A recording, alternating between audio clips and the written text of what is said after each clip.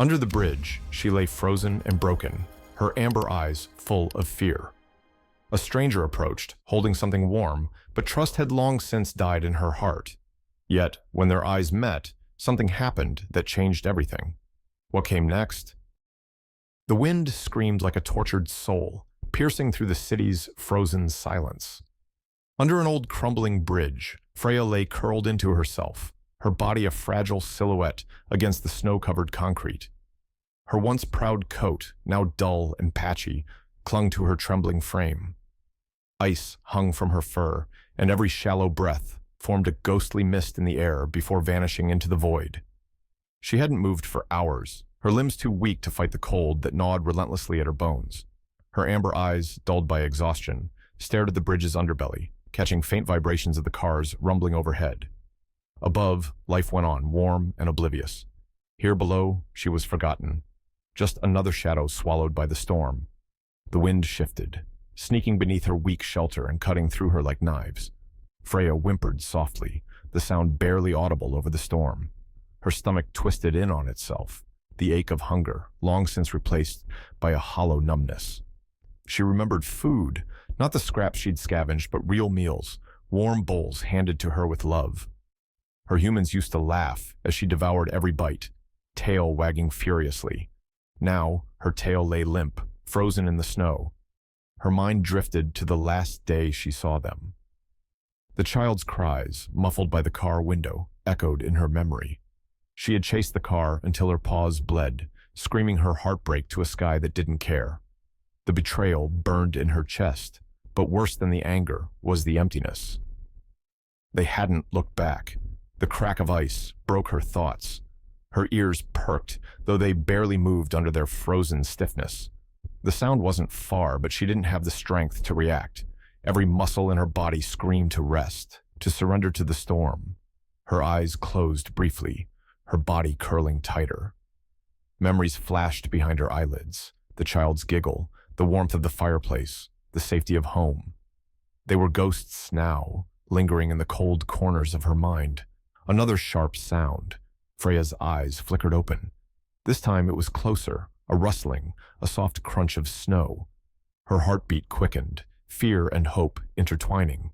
For a moment, she wondered if it was them, if they had come back for her. But no, that was impossible. The storm raged on, and Freya lay still, her fragile body a prisoner of the cold. Somewhere deep inside her, a flicker of defiance remained, but even that flame was growing dim. She waited in the shadows, neither fully alive nor gone, a ghost beneath the bridge, clinging to the last fragments of her broken world. The night showed no mercy. The storm raged, howling through the skeletal remains of the city like a chorus of wailing spirits. Freya huddled under the bridge, her frail body pressed tightly against the frozen concrete. Every breath she took was a shallow, visible puff, barely escaping her trembling frame. Her limbs ached, stiff and unresponsive, and the cold bit deeper with each passing moment. The world around her was a vast, merciless white, snow falling in relentless waves, burying everything in its icy grip. Freya's shelter, though it had protected her from the worst of the wind, offered little reprieve from the suffocating cold. The snow crept in around her, covering her paws, her legs, her tail. It was as if the earth itself was trying to claim her, to pull her into its frozen depths. Her stomach growled weakly, a pitiful sound drowned by the storm. The hunger was no longer sharp or demanding. It had dulled into a hollow ache, a constant reminder of how close she was to the edge. Freya tried to ignore it, tried to push past the emptiness, but her body protested. She needed food, she needed warmth, she needed to move. With a soft whimper, Freya forced herself to her feet. Her legs shook under her weight, her paws slipping on the icy ground. Pain shot through her front leg as she put pressure on an old wound, but she pressed on. Survival was all she had left, and even that was slipping away. She stepped into the storm, the wind tearing at her matted fur. The snow was deep, and each step felt like wading through an endless sea. Her breath came in shallow gasps, her chest heaving with the effort. Her ears swiveled nervously, listening for any sound that might signal danger. Ahead, a faint shadow loomed through the blinding white. Freya's heart quickened, hope flickering faintly in her chest. As she drew closer, the shape became clearer, a trash can, tipped over and partially buried in the snow. The scent of spoiled food reached her nose, faint but unmistakable. Desperation drove her forward. She stumbled to the can, her paws scrabbling at the frozen ground. A scrap of bread, hard and stale, lay at the bottom. Freya grasped it with trembling jaws, her teeth chattering as she tried to chew. The taste was bitter, but she forced it down, the meager meal, a lifeline she couldn't afford to lose. But before she could finish, a low growl cut through the storm. Freya froze, her body tensing instinctively. Slowly, she turned her head, her amber eyes locking onto the source of the sound. A stray dog stood a few paces away, its fur matted and its eyes glinting with hunger. It was larger than Freya, its body lean and muscular, hardened by a life of constant struggle. The growl deepened, a warning that needed no further explanation. Freya lowered her body, her tail tucking between her legs. She didn't want to fight. She couldn't win one. The other dog stepped closer, his gaze fixed on the trash can. Freya backed away slowly, her heart pounding in her chest. She didn't dare run. Any sudden movement might provoke an attack. The larger dog lunged forward, claiming the trash can with a bark that echoed through the storm. Freya stumbled, her legs nearly giving out beneath her. She turned and limped away, her body trembling with exhaustion and fear. The wind whipped around her, its icy fingers clawing at her exposed skin. She didn't know where she was going, only that she couldn't stay. Her paws left faint, bloody prints in the snow, a trail that was quickly erased by the relentless storm. Freya's vision blurred, her surroundings dissolving into a chaotic swirl of white. Her legs buckled, and she collapsed into the snow, her chest heaving as she gasped for air. The cold seeped into her bones, numbing her senses. She closed her eyes, the weight of the storm pressing down on her like a heavy shroud. For a moment, she considered giving up. What was the point of fighting? The world had forgotten her, abandoned her to this endless winter. But deep inside, a spark remained, a faint, stubborn ember that refused to be extinguished. Freya forced her eyes open, her gaze fixed on the endless expanse of snow ahead. She didn't know what lay beyond, but she had to believe there was something, anything, worth fighting for. With a soft whine, she pushed herself to her feet. Her legs wobbled, but she stood, her body swaying against the wind. Step by step, she moved forward, her breath coming in ragged bursts. The storm roared around her, but Freya didn't stop. She couldn't stop. Somewhere, deep in the recesses of her mind, she clung to the memory of warmth, of love, of home. It was all she had left. And so she walked, a fragile shadow against the endless storm, her will to survive her only guide. The storm eased slightly by morning, though the air was still frigid, and the snow-covered ground glistened like shards of broken glass. Freya lay where she had collapsed hours before, her fragile body half buried beneath the layers of icy white. Her breathing was shallow, each exhale barely visible in the freezing dawn. Her amber eyes blinked open, heavy with exhaustion. The world around her was eerily quiet, the chaotic howl of the storm replaced by an oppressive stillness. She tried to lift her head, but her body felt like stone, the cold locking her in place. For a moment, she thought she was dreaming when she heard the faint crunch of snow underfoot. It was distant at first, barely registering in her dulled senses, but as it grew louder, closer, her ears twitched faintly. Someone was coming. Her heart quickened, a mixture of fear and fragile hope surging through her. Freya tried to move, to rise, but her body refused. She lay still, her gaze fixed on the blurry outline of a figure approaching through the haze of snow. It was a man, bundled in a thick coat, his steps deliberate as he trudged through the drifts. His breath came in visible clouds, and his eyes scanned the ground ahead. When he saw her, he froze. Freya's body tensed, her instincts screaming danger. She didn't have the strength to run, but her mind raced, weighing her options. The man took a cautious step closer, his movements slow and deliberate. "Hey there, girl," he said softly, his voice cutting through the silence like a faint ray of light. Freya's ears flicked back, her body curling tighter into itself.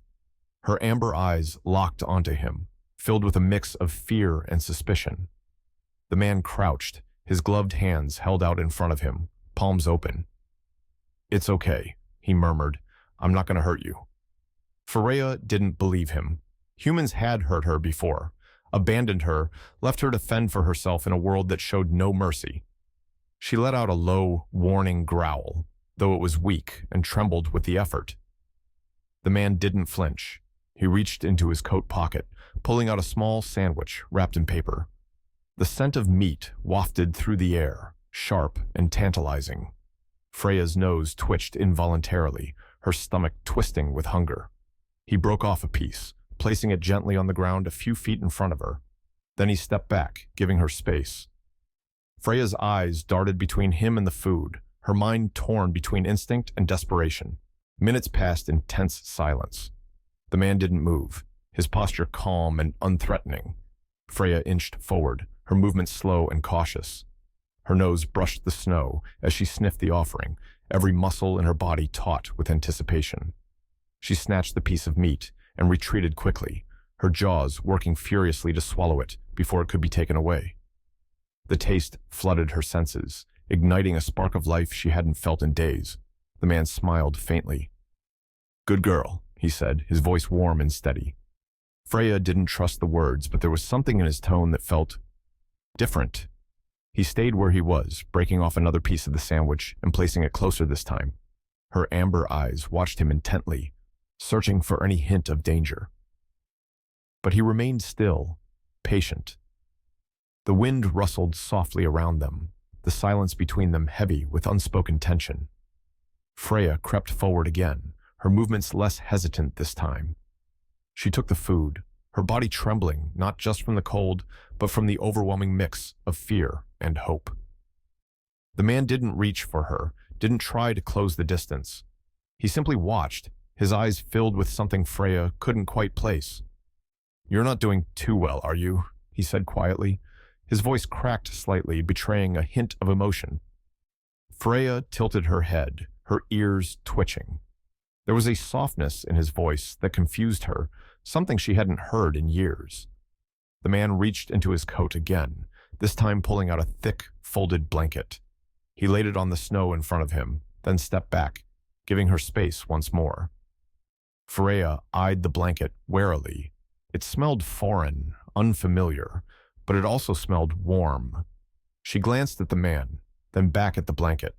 Slowly, cautiously, she stepped forward, her paws sinking into the snow with each deliberate movement. When she reached the blanket, she hesitated. Her eyes flicked up to meet his, searching for any sign of betrayal. But the man simply nodded, his expression calm and encouraging. Freya lowered herself onto the blanket, her body sinking into its softness.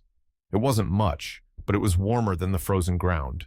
She let out a soft sigh, her tense muscles relaxing slightly. The man crouched again, his voice barely above a whisper. "I'll come back for you," he said. "I promise." Freya didn't understand the words, but there was something in his tone that made her believe him. For the first time in what felt like forever, she closed her eyes, her body wrapped in a faint, fragile sense of safety. The stranger stood, his figure silhouetted against the rising sun. Freya's amber eyes followed him as he walked away, her heart torn between fear and the faintest flicker of trust. The storm had passed, but her journey was far from over. As the pale sun rose, Freya stirred weakly on the damp blanket. The crunch of footsteps in the snow made her tense, but it was him, the man. He crouched nearby, setting down a bowl of warm water and a piece of meat. "It's okay," he murmured. Freya hesitated, then crept forward, eating cautiously as her eyes stayed on him. When he extended his hand, she froze, but something in his voice made her take a step closer, brushing her nose against his fingers. "Good girl," he whispered.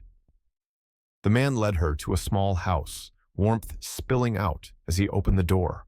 Freya hesitated, fear holding her back, but his gentle encouragement drew her inside. He placed a soft bed by the fire. Freya curled up, the warmth soothing her frozen body. As she closed her eyes, she felt for the first time in years a fragile hope. She was safe. She was home.